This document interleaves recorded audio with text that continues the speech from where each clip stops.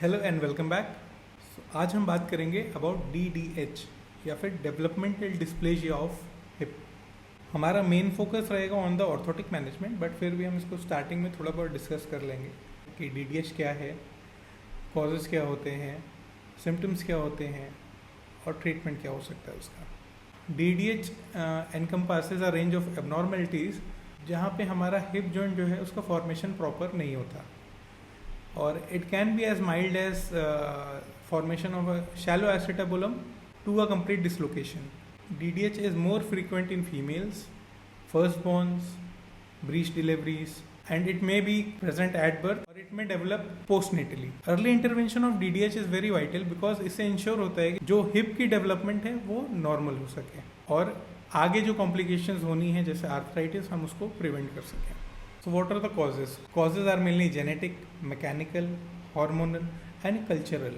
Genetically उनको हो सकता है जिनकी पॉजिटिव फैमिली हिस्ट्री रही हो पहले, mechanically breach deliveries, limited intrauterine space और फर्स्ट बॉर्न बेबी को हो सकता है, और कभी कभी जो मैटरनल हार्मोन्स होते हैं उसकी वजह से भी आपके लिगामेंट में लैक्सिटी आ सकती है। The last is cultural factors. Cultural factors में आज बच्चों को स्वाडल करने का एक ट्रेंड चल चुका है जिसमें आप बच्चे को जो है किसी भी एक पीस ऑफ क्लॉथ में बहुत टाइटली रैप कर देते हो, है ना। वो एस्थेटिकली तो बहुत अच्छा होता है, but that is also a cause of DDH। So what are the symptoms?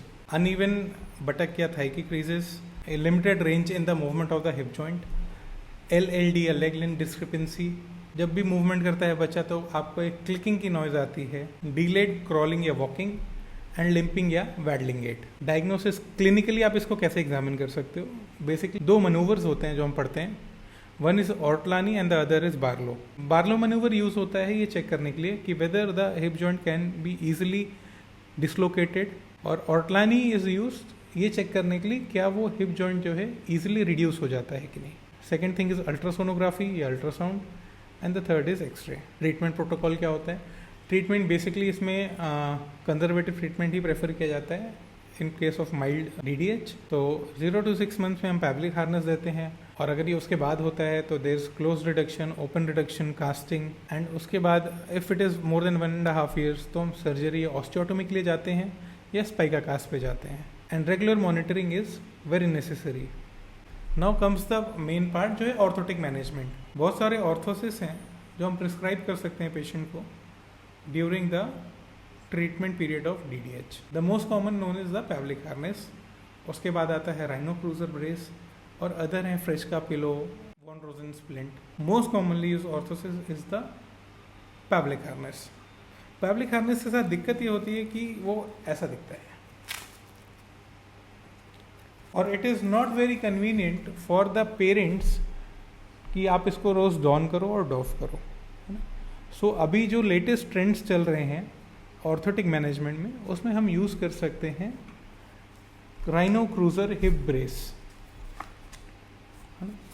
एक तो इसको डॉन एंड डॉफ करना बहुत इजी है, इसमें आप बच्चे की जो पर्सनल हाइजीन है उसको मेंटेन कर सकते हैं, and the most important thing, ये बच्चे की मूवमेंट को अदर देन हिप जॉइंट किसी भी मूवमेंट को ये हिंडर नहीं करता। की फीचर्स क्या होते हैं इसके? एक तो ये रिजिड होता है ना, but there is sufficient padding for comfort.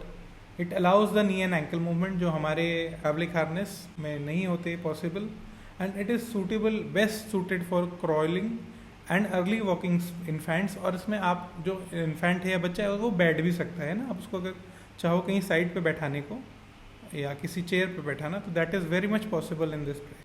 Advantages क्या होते हैं? ड्यूरेबल होता है क्योंकि it is made of the polypropylene sheets, so it is very durable, और it supports the active movement of the child, crawling, sitting, everything is possible, and it has a acceptable appearance for the patients, क्योंकि ये बहुत ज़्यादा इसमें कोई straps और harness नहीं है, and it is very easy to hide under the clothes of the patients also, है ना। आप लूज पेजामास पहना दो पेशेंट बच्चों को तो आप इसको ईजिली हाइड भी कर सकते हो। लिमिटेशंस बहुत ज़्यादा नहीं है, एक ही लिमिटेशन है कि बहुत छोटे बच्चे को आप नहीं दे सकते, and it requires professional fitting and adjustment. Only a orthotist can fit this thing, क्योंकि इसमें आपको प्रॉपर कास्टिंग करनी है, मॉडिफिकेशन करनी है, मोल्डिंग करनी है, और उसके बाद आपको फिटमेंट करना है पेशेंट को। So drop in your questions in the comment section and I will try to answer them.